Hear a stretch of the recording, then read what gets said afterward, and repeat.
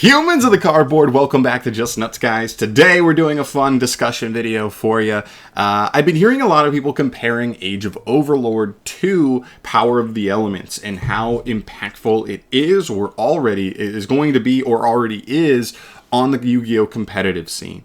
Power of the Elements, if you guys don't know, probably for the last years maybe, feels like the single most impactful core set on the competitive scene that we have seen in a long time. There are certainly sets that are impactful, but this one felt like it changed everything all at once and kind of just rewrote where Yu-Gi-Oh! Was headed competitively. And people are saying a little bit of the same thing about Age of Overlord. So we're going to take a look at these sets individually as far as their highlights on what I think, like what Power of the Elements affected the metagame with, and then what we think Age of Overlord will via estimation, educated guessing, as well as some of the results we've already seen in the OCG, because they've only had a week or two now with Age of Overlord, and some stuff is already all over the place. So we'll take a look at that. But I think we should start with Power of the Elements, to get a good baseline of how impactful this set truly was, because this set came out like a year ago. It is not that old, but man, it feels longer. It's crazy. This set had a lot of really big stuff. So we're just going over the highlights, because let's be honest, as far as core sets go, or any set goes, the whole set doesn't affect the metagame specifically, but there are a handful of highlights. So let's zoom through this. Obviously, you start with the new decks that came onto the scene and immediately took over. Sprite was the best deck on drop here for a little bit until we got the next core set, and then Tier took off as the best deck, bar none. Still is a really good deck, Sprite is. Tier Element, like I said, this became a Tier 0 deck after the next core set 3 months later, but still, so two bangers. Like, literally, Tier was still Tier 1 when it came out, right behind Sprite. So, two Tier 1 decks in the same set. Then we moved to a bunch of legacy support that actually was banging. Rika, they won Nationals. They've topped a bunch of YCSs. This is a legit awesome wave of support. Mathmech Circular came here. He's on the ban list now, if that tells you how good he is. Exosister Martha. Exosister have multiple YCS tops and so on. So again, another good one there. Melfi's. Melfi's are one of the, I don't want to say premier, but one of the better Sprite variants out there. So you got to respect the Melfi variants. This deck has had a little bit of success here and there. Scareclaw, they got their Link 1, Lightheart. This card was absolutely monumental for them being able to be a legit, coherent, consistent strategy. And then we get to the generic stuff. So like even there, you get like 1, 2, 3, 4, 5 just from legacy support decks that like became either like legit high-end rogue decks or even like Tier 2 or higher. Like Rika at one point you could have argued was Tier 1, right? Mathmech at one point argued there was Tier 1, like stuff like that. It's really cool. All right, for generic stuff, Kurikara did not take off when it first came out, but we, recently had been in a format where Kurikara was pretty good. Ultimate Slayer, a card that reads good on paper but hasn't really had its format yet, but I still think it's important to keep in mind. Terrors of the Overroot, this is just a good generic trap card that mostly just Labyrinth ended up playing, but still a good card. Garura, Wings of Resonant Life, really amazing generic card that made Super Poly better than it's ever been, arguably. Gets you a draw, and even Tier Limit would just hard make this card just for the extra draw power while you were linking up. So, really good card. And then Pit Knight Early, this is like a fringe one. I've seen this played in multiple like decks that were like pretty good. It's probably already power crept out because of the new card in Age of Overlord, but it's still a fun one to talk about. It's a pretty good just generic link too. So yeah, huge impact. New cards, like new archetypes that straight up became immediately like the best decks in the game. Multiple decks got legacy support that immediately made them legit high-end contenders, and some generic cards that legit saw play generically throughout multiple decks. They really had it in every phase, and I think that's what makes this set feel so crazy. Now, it's spearheaded by Tier and Sprite kind of leading the way, but still, it had other ways to impact the formats to come. So, really good. I mean, the set was just amazing. So now, we go to Age of Overlord real quick. We'll talk about these highlights. Now, keep in mind also, the Pit Knight Early and Garura were TCG exclusives, so we don't even have the TCG exclusives for Age of Overlord, so it's a small thing. We could get a card or two that do, help this set out a little bit, but just keep that in mind if you're like, oh, Garura really puts it over the top for me. Okay. So starting off with the new archetype, there are 3 new ones in this set, and that's one of the strong points of the set for sure, because Dia Bellstar spearheads us. If you have not seen already, even only the first week or 2 in the OCG with this set, Dia Bellstar is being played all over the place. This is an engine that can either get you a straight up, essentially an Omni Negate. It can negate anything on field, and then includes spells and traps, before they resolve. That's really good. To protect certain decks that really crumble to like board breakers and cards like that. Otherwise, there's stuff like Rescue Ace. The deck has the ability, this engine gives you the ability to summon any level 1 fire straight from the deck. So being able to get like Hydronaut without normal summon is very, very good.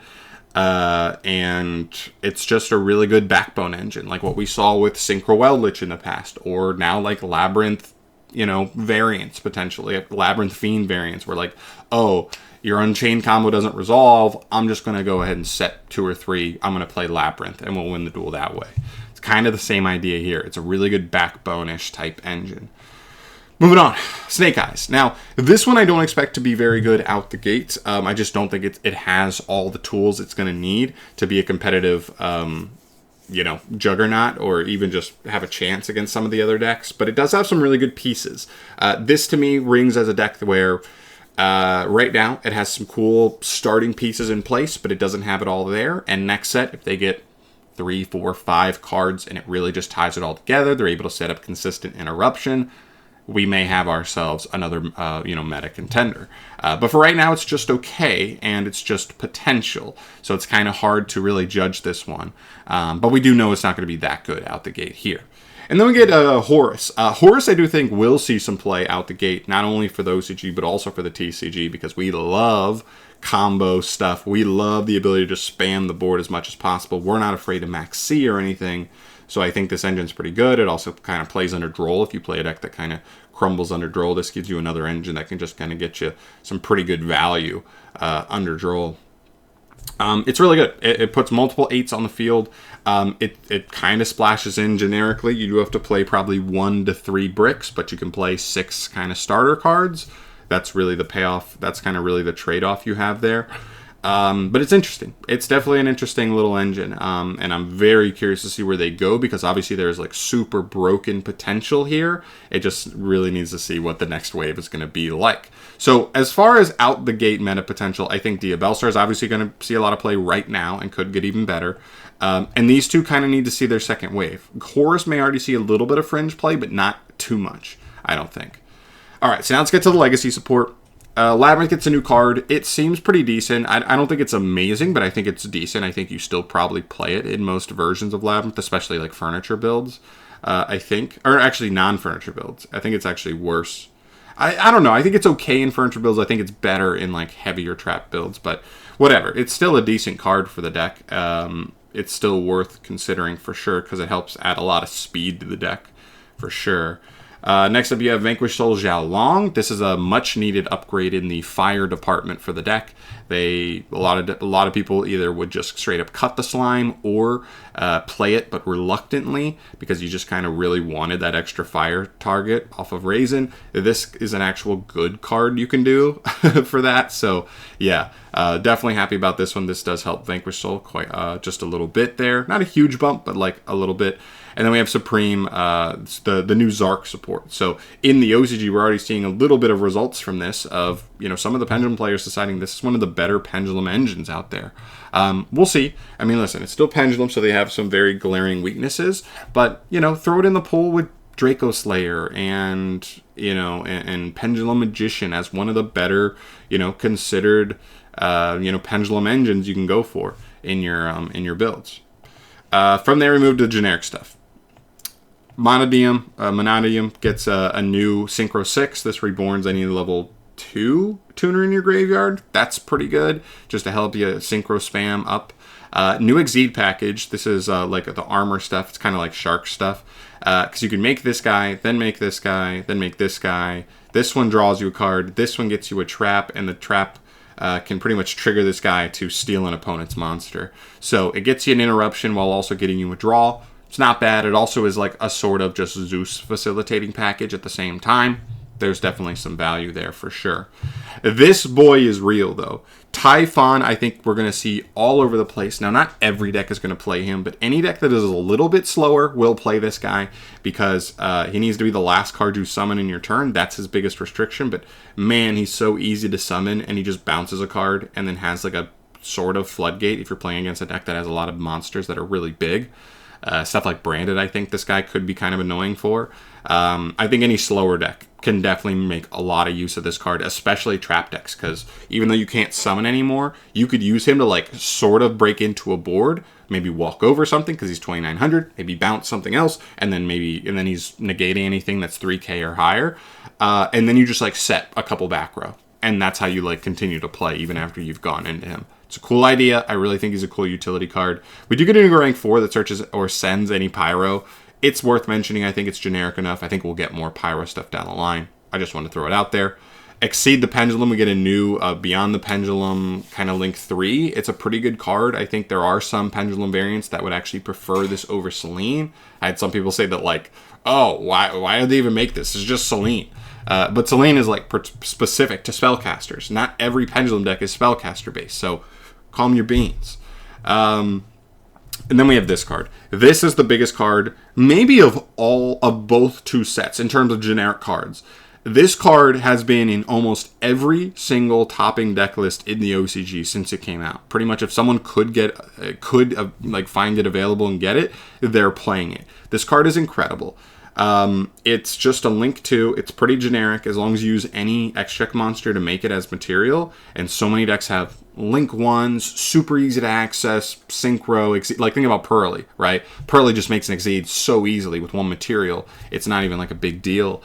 At least one monster material. So it's like they're so easy to make those. On summon, this card targets a card on the field or grave, banishes it. And on the opponent's turn, it has the ability to like tag out any monster you control and one your opponent controls and banish them till the end phase. When your opponent activates a monster effect. So much utility. It's such a good, like this card may single-handedly power creep like Phoenix, Cerberus, like the Link 2s that were just kind of spot removal, Donner maybe. And listen, it has to be a deck that can summon it with a Link or with an extract material. But man, if your deck does, make one easy. If your deck has a Link 1, if your deck is level 1 base, you could just make a Link Rebo easy, all that stuff. Like this card seems like with how many Link 1s and generic cards, Almirage, Link Rebo, stuff like that. Artemis, those random ones. Any plant deck can just use the plant Link one. Like you can just jump into this card really easily going second, banish a card, and if they don't like immediately negate and destroy it, it's then an interruption on their turn as well. So this card is really, really good. I'm terrified for sure. I mean, I'm terrified in that like I think it's a good card. I don't think it's like an overly broken card, but I do think it just kind of has reset the standard of like generic Link 2s that offer removal. I think that's really where we're looking here. And the last card here is Seisha Ruten. If I was going to show Terrors of the Underroot Overroot in the last one, I had to show you Ruten. It's a pretty good removal trap as well. We could see it end up seeing play in something like Labyrinth as well, but we'll obviously have to wait and see. So yeah, that's where we're at. I think overall, I would say Power of the Elements is definitely still the better set. I think the legacy support they get is indefinitely stronger. Like Labyrinth is already good, Vanquish Soul's already good, Zark kind of comes out of nowhere, but those are it. And for legacy support on their side, they legit took like 5 decks that were not even rogue yet and pushed them all into like at least high tier rogue. So they won in that regard. I still think they win in the generic card department, or new archetype department. These, I think there's still questions about Horus and Snake Eyes, whereas those 2 archetypes came out the gate swinging. Diabellstar is, but the other 2 are kind of falling behind so far. We'll see. And then the one thing I would say is I do think the generic cards from this set are just better. These Exceed packages between Typhon and like the Armored Boys, even Inferno Banshee, but like then these 2 Link monsters, that they both have a good generic removal trap, and this set also has a really good synchro monster in Trilixuta to Asukta to push synchro decks even a little bit further. So I actually think it's closer than people may want to admit, but I do still think Power Elements runs away with it because it really rewrote the whole format.